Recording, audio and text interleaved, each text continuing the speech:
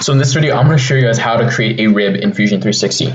So a rib is a thin support that creates rigidity on your 3D printed object. So let's say you're creating a bracket just like this one right here, an L bracket. And you want to create a bit of rigidity so this doesn't fold itself or it doesn't really snap that easily. You could add a fillet right here and increase the rigidity a little bit and reduce the amount of force that it strains, but it won't really make it like rigid. It won't really make it sort of like unbreakable. And nothing's really unbreakable, but it won't make it as rigid as it possibly can be. So what you would do in that situation is you would add this thin support right here called a rib, and I'm going to show you guys how to do that today. So let's go ahead and start a new design, and let's start a line. Let's go the front face, and again the size doesn't really matter here. Just want to show you guys how this feature works. So we're just going to make an L shape with our line, really simple.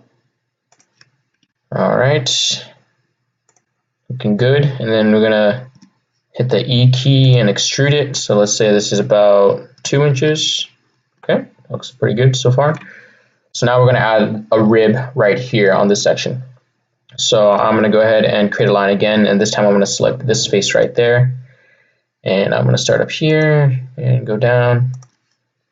I'm going to dimension it a little bit. I'm going to make a 45-degree angle between this line and this line. So 45, and I'm going to say the distance from here to here is about 0.5. Right, perfect.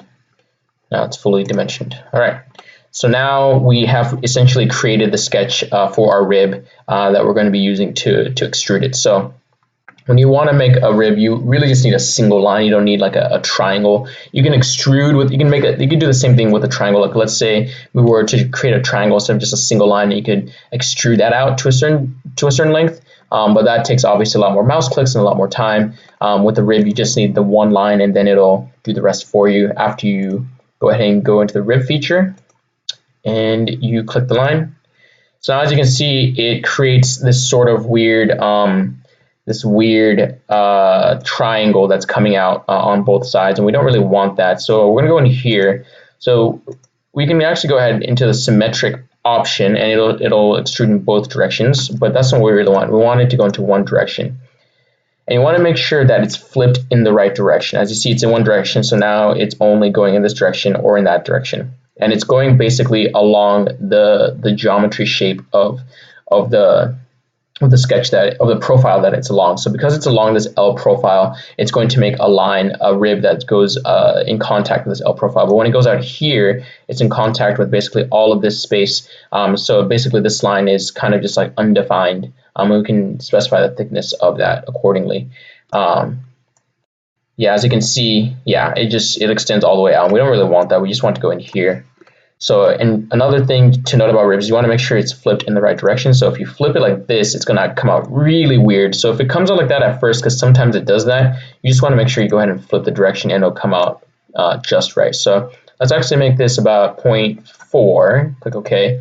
You don't want to make ribs too thick because that's just going to be a waste of material. You don't really need rigidity all the way across necessarily. You just really need it on these two ends on the side here, and that'll save you both material and time. So now we've created our rib, and like I said with in my fillet video, you really want to make sure that you add fillets in the appropriate places. So right here, this is still subject to a lot of force probably. If you put something on top like this, you're gonna have forces coming down, and it may snap it still even with a rib. So one little good tip is just to add a quick fillet. Let's say this is 0.15, nothing too big, just something to help distribute that force. And let's go ahead and do that here as well. 0.5. Okay, and then we have our rib, and it is ready to take on quite a bit of load. Of course, you can add another one on this side, but you can do that at your own leisure.